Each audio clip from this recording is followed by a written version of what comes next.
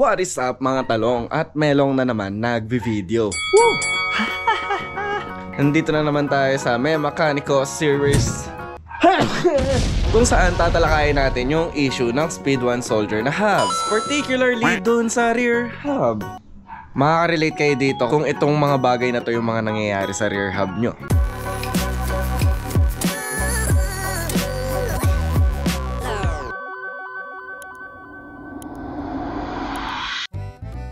Kung mapapansin nyo dito, yung kadena ko lumulundo kapag nagbabackpedal ka. Ibig sabihin, parang may friction or may pumipigil dun sa free wheel nung kaset. At sa mas malalang sitwasyon, ganito yung nangyayari sa ibang bike nyo siguro. Yung tipong tumitigil yung kaset, yung talagang lumulundo yung kadena.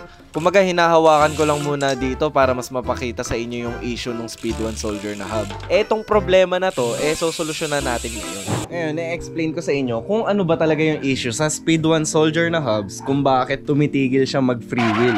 Disclaimer lang muna, hindi ko talaga alam kung meron ba talaga siya nitong bagay na to o wala from the very start. Pero sa pagkakaalala ko, simula nung binuksan ko to, nilinis at saka pinamekaniko nung pinakaunang beses na nagpalit ng kaset, wala talaga. Check natin yung loob.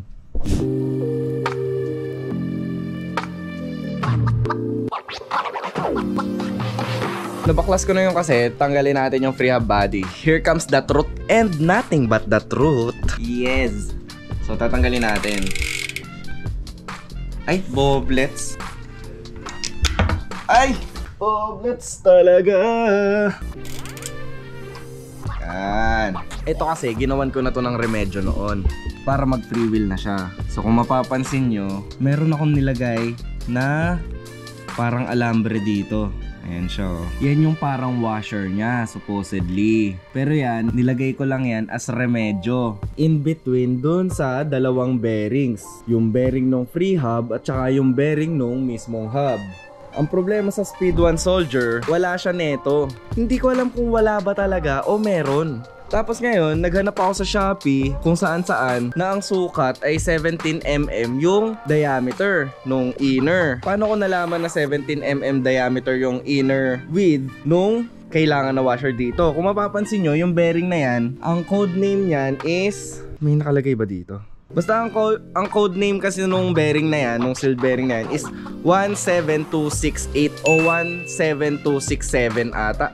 Basta ganon. Ang ibig sabihin kasi nung numbers na yon, 17 ibig sabihin 17mm inner diameter, tapos 26mm yung outer diameter, tapos kung ano man yung dulong number, 7 or 8 or 7mm yung magiging thickness niya. Ayun lang, karagdagang kaalaman lang.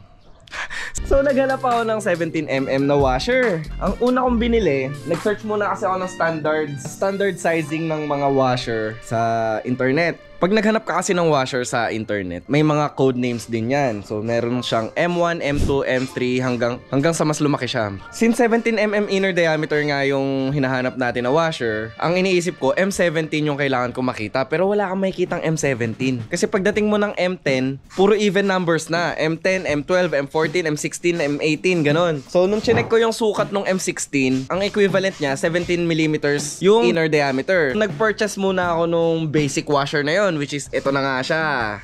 Ayan. Nung sinukat ko siya dito, sakto. M16 nga ang dapat kong makita. Ang problema lang dito sa tinggang to, masyado siyang malapad. Tingnan mo, natabunan na niya yung natabunan na yung buong bearing. Hindi rin siya iikot, di ba? Pero at least, tumama tayo sa hula natin na na M16 nga yung hinahanap kong sukat na bearing. Naghanap ulit ako sa Shopee, M16 na mas manipis. So dapat, siguro mga nasa 17mm yung inner diameter, 20mm lang yung outer para sumakto lang siya dun sa bearing. Dun sa inner bakal ng bearing, which is nakahanap ako. So nag-purchase nga ako. At eto na siya. Pemem! So ang saya ko nung dumating na to sa Shopee, no? Yan. Ang problema, di nilabas ko na siya sa plastic. Eto na siya. Sinukat ko ngayon muna yung butas nung una kong nabiling tingga. At check nyong mabuti. Mas maliit yung butas niya. Kumbaga, yung nabili kong M16 by 20, yung inner diameter niya 16mm literal. Pero trinay ko pa din. Trinay ko pa rin siyang isalpak. So ngayon, sinasalpak ko siya. Wala, hindi kasya. Ay, hindi kasya. Kasya dun sa De Roscas. Pero hindi na siya babaon. Ayan o, hanggang dyan lang siya. Hay! Ang hirap maghanap, actually. Ang problema kasi dito sa unang remedyo ko, or kung alambre man yung gagamitin nyo, ito, habang katagalan kasi yan, bubuka yan eh. Gaganyan yan. Ulitin natin. Ang problema kasi dito sa remedyo ko na alambre, or kung gagamit man kayo ng ibang alambre, bubuka kasi ito katagalan, gaganyan yan. Gusto ko talaga siyang palitan ng proper washer, para syempre intact lang siya doon. Well, itatry kong, hindi ko kasi ma-videohan habang tinatry kong isalpak to eh. Pero since nakita ko nga kasi na mas maliit talaga yung butas nito, at palagay ko 16mm to literal, kahit na ang tawag nila dito ay M16, at ang standards nila na ang M16 ay equivalent niya ay 17mm, eh hay!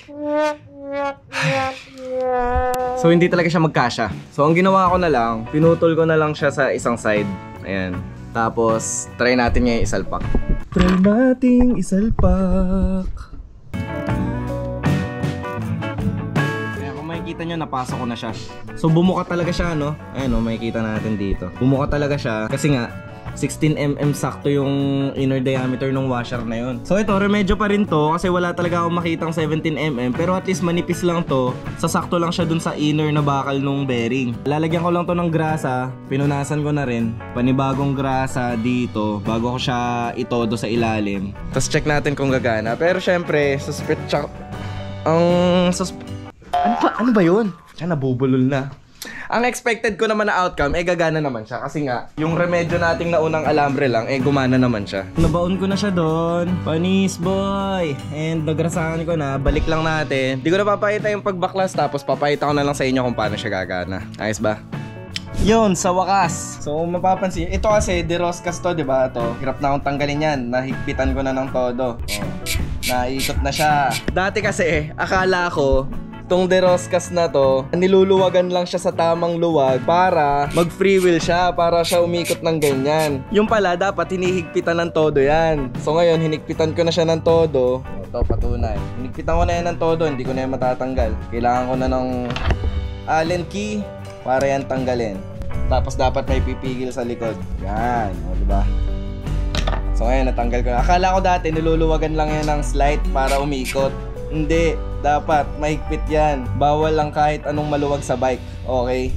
Tandaan nyo yan. So higpitan nyo yan. Since may washer na siya dun sa loob, kahit higpitan mo ngayon yan, hindi na magdidikit yung bearing. Mag-free wheel na ngayon yung free hub body mo. Kabit ko lang to, tapos assemble natin yung bike. Try natin kung gumana ba talaga yung remedyo. Ito talaga yung tunog na hinihintay ko dyan, no? Tama.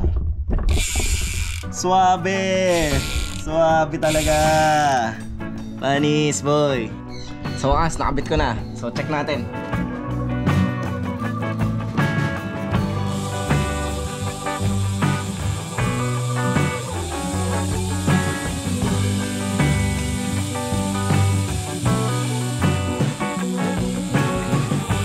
Smooth na smooth! Hindi ko alam kung nabanggit ko kanina, pero kung na kasi napakita sa video, dinalawa ko yung washer na nilagay ko. So nagputol ulit ako ng isa pang ganito, sinalpa ko ulit doon. Kasi nung isa lang yung nilagay ko, parang pigil pa rin yung ikot niya. Syempre, hindi ko marerecommend na bilhin nyo rin tong washer na to kasi mali nga ng sukat. Pero if ever na gusto nyong i-take yung risk din at putulin nyo na lang para lang maremedyoan siya, yung Shopee link ng nakita kong washer nandyan sa baba. From China pa yan, so medyo matagal yung dating niya. And then, may makikita kayo sa Shopee na magic washer pag trinay nyo maghanap ng ganong klaseng washer, no? Yung magic washer na tinatawag, ginagamit ata nila sa motor, sa Mio. Wala naman silang dimension na nilalagay. Pero, babala lang, wag yung bibilin yun. Palagay ko, ang sukat din nun 16mm in diameter din yung inner width niya. Wag yung bibilin yun, magkakamali din kayo ng sukat. Kung makakita kayo ng 17mm, ulitin ko lang ha, 17mm in diameter width na washer na manipis lang. Siguro 17x20 o 17x22. Pero kung mas manipis pa sana, 17x20 or 17x21, siguro goods na yun. Comment nyo sana sa baba or sana mag-share din kayo sa Facebook sa mga bike ano natin, no? Kasi hirap maghanap ng pyesa sa mga cheap na hubs na to no? Nabalitaan ko rin kasi, based din sa research ko, may mga gantong problema din yung Hasans na hub. Basta yung mga 6 poles na yan. Yung iba wala. In case ko, hindi ko alam kung wala ba talaga siyang washer o nawala ko lang talaga. Wala talaga akong maalalang may washer yun Kahit nung pinanood kong kinabit yun ng mekaniko nung nagpalit ng kaset, wala Tapos ang ginawa din niya, niluwagan niya lang yung De Roscas na top cap nung mismong basta yun, para mag freewheel siya. Buti na lang nakapagparepak ako dun sa Reynolds Cyclery. Dun nga sa pinuntahan namin ni Abram, sila yung nagsabi sa akin na dapat pala may washer yun para mahigpitan mo siya ng todo. Wala pa ring ride, ulan ng ulan, grabe no? Sige na, ride safe mga talong. Hindi kasi ako mahilig sa short ride Pag nagra-ride ako, gusto ko long ride agad. Kaya kunwari, pag nagyaya sila Abram ng taktak tinatamad ako O kaya may magyaya sa akin, Timberland, tinatamad talaga ako Gusto ko lumayo. Kaya ako nagbabike, gusto ko lumayo. Yun yung chance ko para makapag-beach, maka-travel mag-isa, ganon. Salamat pala sa mga bago nagsusubscribe, sa mga nagpapa-shoutout. Sorry, hindi ko kayo maisa-isa as of now. Hindi ko rin magets yung yung idea ng nagpapa-shoutout Pag kunwari ako, Uy, Kong TV, shoutout mo naman ako. tapos pag sinoutout niya naman ako at narinig yun ng ibang tao, hindi naman nila ako kilala. So, what's the point of shouting out, di ba? Hindi naman sa Hindi, basta shoutout sa inyo. Tamad lang talaga ako, dinadahilanan ko lang.